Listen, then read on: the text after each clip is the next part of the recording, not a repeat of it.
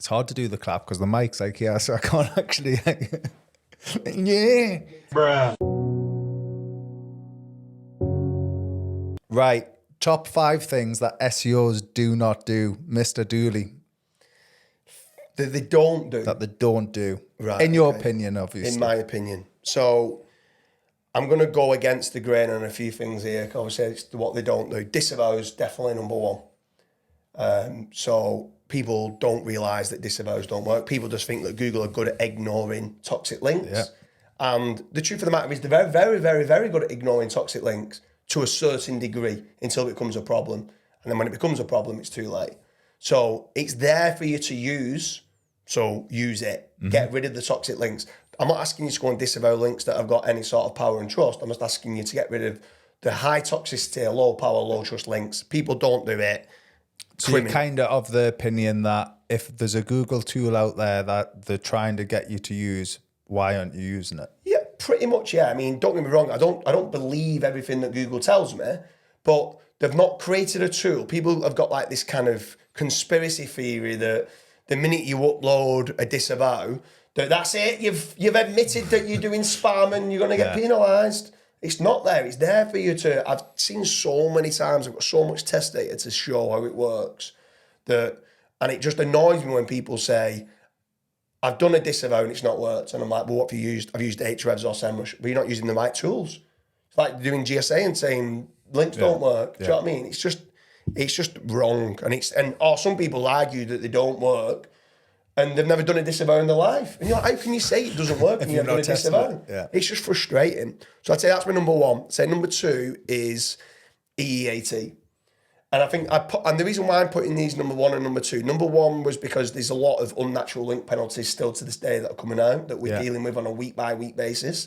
The fact that Google are still coming out with manual action on unnatural link penalties is telling you that they're looking at these toxic links. And the second one with regards to the EEAT, there's author transparency penalties. People don't talk about this enough. Or they just might not know. But they to be fair, I've only actually ever seen it in the finance and the Google News. Yeah. I'm presuming it's in health and your money, your life niche as well. I've just never seen it personally. We've not really been too involved in EEAT until the last probably 7 or 8 months. But we've had author transparency penalties come through, which then starts telling you, oh, wow. If the penalty exists, it must be there. And then I was just recently in Chiang Mai and Cyber Shepherd's a Google quality rater and he's telling us some of the things of what Google asked him to look for and you're looking at it and it is from the Google quality rater guidelines. Yeah. So just tick the boxes. Do you know what I mean? It don't cost a lot to do it. Just get the things done right. And just don't do it. And they just think, EEAT is the thing that SEOs do you not think made this up. is because it's the whole, get quick potentially rich. Yeah you should just be like a real business. Just treat your site like a real business. So I'd put that number two basically because both are manual action penalties from Google. She's telling me Google deem this to be important. Number three, content pruning. And the reason why I'm putting content pruning there is because too many people now are obsessed with topical authority, but what they're doing is they're not realising what topical authority actually is. Which is topical coverage plus historical data equals topical authority. People are coming along now with regards to thinking they're scaling topical authority when it's scaling topical coverage. They're not getting the traffic, they're not getting the historical data, they're not getting any backlinks or social media shares to those pages. They're actually thin content. There's no information gain because they're doing copycat content. They're using correlation tools and doing copycat content. Not good enough. So for that reason, there's certain pages that they need to do that needs to be removing pages. So the cost of information retrieval is cheaper for Google to rank your website than your competition. So that's my third one on the list. Number 4 then is SPOs and RDF triples. Yeah. And some people are going to be like, what are you on about? And it's to do with semantic SEO, and with regards to different entities and semantics that need to be on the page. And SPO stands for subject, predicate, and object. It's the way that you get the words in a certain sentence to get not just featured snippets. Everything comes down to the cost of information retrieval. And if you can get more RDF triples or semantic triples with regards to SPOs on your page, you will rank better. And it's fact. There's so many times you can just go into a page, go into an existing page, get more semantic triples in, you'll rank better. Go into the page, get more entities on the page, you'll rank better. Cairo still to this day is doing lorem ipsum content and placing certain words in certain places on a page mathematically and getting predictable results because Google's algorithm is an algorithm. And people need to keep remembering that. People think that it's all about good quality content. It is for the user. But actually, mathematically, it's about getting the right semantics, the right entities, and the right SPOs on the page. And another thing within the RDF triples is it's primarily within Google is SPOs. It's not, you can also have SVOs or subject, verb, and objects. Yeah. Predicates are very similar to verbs, but it could have a few add-on words with it. And then I'd say the last one on my list is CRO. Now, I'm absolutely blessed that I don't need to worry about CRO. The reason for that, I've got Rick Hope at Statue that does a lot of my websites, builds a lot of the sites out, gets the right call to actions put in the right places, drills down to me about branding, drills down to me about user experience, and everything's set up correctly. Would you say the CRO changes on a keyword basis? Explain. So as in like certain intensive keywords might need positions of buttons or things in different areas on the page. So yeah, for sure. There's different nuances from niche to niche for sure. There's another one, I'm a big advocate of Kurt Phillip at Convertica. He's absolutely brilliant with regards to CRO.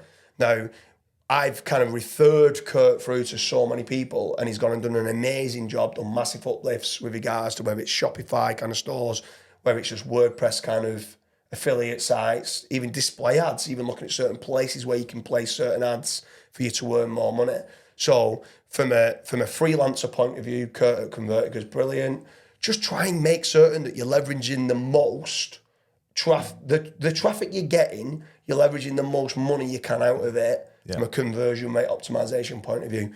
Too many people are not looking at that, and I think it's very, very, very important that they start doing.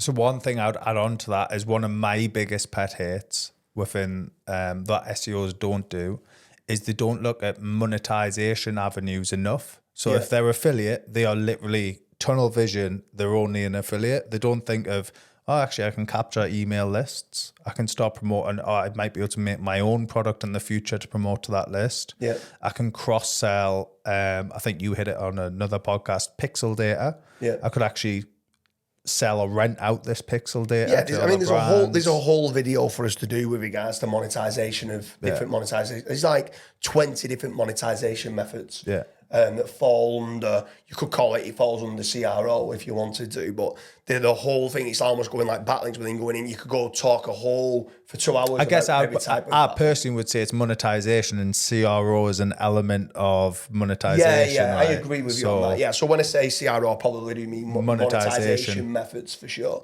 So it's out of that list that I've done in that order. Would you change any of the orders that you think people don't do enough of? I suppose you could put monetization further up. I would probably say monetization towards the top, because if you rank in 9 times out of 10, monetization is going to be quite important. But I would then probably say it's a juggle between content pruning and disavows. They're kind of on par. But it's one of them. They're all important. Exactly, they are very important. It's a daft type of question for you to ask or me to ask you what's more important. They're both important. They're both important components for you to get to the end result. So therefore, like they all need doing. It's the fact that some of these are not doing any of these, and it's like, why? So what would you say is one core fundamental that you just, it's like a pet hate? It's not in your top 5, but it's a pet hate. I'd say they're my 5, the pet hates. If you're asking like what additional things that people could be doing that they're not doing, is so many sites have been hit, affiliate sites have been hit, and now they've been completely demoralised with regards to they're not getting any traffic from Google. Google have completely smashed them out of the park, not ranking top 100. Majority of these people, I'm asking them, have you set up Bing Webmaster Tools? I'm still earning some money on affiliate. Have you set up Bing Webmaster Tools? No. They set it up, they go into Bing Webmaster Tools. Dead easy to set up, just copy it over from Google Search Console. They're getting 1,000 clicks a day on Bing. Like, optimize them just for Bing. Like, you can have sites that are earning 10 grand a month on affiliate just with Bing. And then start utilizing Bing for its keyword research. People aren't doing that enough. Actually, something that works better than ever at the moment is buying an ODYS domain, 301 in it, even if it's been tanked in Google.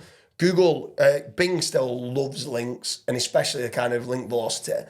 Go and get yourself, if you've been hit on a site, go and get yourself a 301, a relevant 301, line it up on the relevance, and then start looking at your Bing traffic and actually start optimizing for Bing. At some point, hopefully, if you're doing some of the things we mentioned there with disavows and content pruning, you might be able to recover it back from Google, but at least you're still earning money today from Bing traffic. So what's one thing that you kind of feel that people don't do? I would say one thing that people don't do. Or regards to like the links, let's say. What? I think too many people focus on do follow links and not enough on no follow links. Yeah. So what's really interesting is you'll have someone's wanting to say purchase a link and they go, oh, it has to be do follow. But then that same person in a different conversation would happily accept a link from Forbes, but that's no follow. Yeah. Well, what's the difference? To be fair, I think more and more nowadays as well, I've started to realise that no follow actually pass. I'm not saying the pass page rank, probably that's the wrong terminology, but no follow backlinks increase rankings. Yeah. And it's crazy. I do feel that it has become more important. I feel like previously I was obsessed by do follow. I'm like, I wanted a no follow, do follow ratio, but I was more like, let's go and get them foundational links to get the no follows. I want do follow now. I want the power. And I still do prefer do follow over no follow, if I'm being honest. But yeah, there's no more of a way to feel to these no follow links. I had a past site that I tested this on, and it was in the lottery niche. So it's in lottery. And it was about 10 no follow links. That's all I built. There was no do follow links to this website, 10 no follow links. And I ranked with 10 no follow links. That's crazy. And again, it's just one of them metrics. If there's a tag there, do follow, no follow, obviously it's a tag on the HTML side, but Google will look at the do follow and they'll also look at the no follow. So why would you make a footprint for yourself on only building do follow links? Yeah. I wonder what you guys think. Is there anything that you think we've missed off that people are not doing properly in 2024 that they could be going into 2024 that you're guessing that you feel people are not doing enough of now? Hit us up in the comments. Let's see. Like, subscribe. That'll do it. All right. Sounds good. See you soon.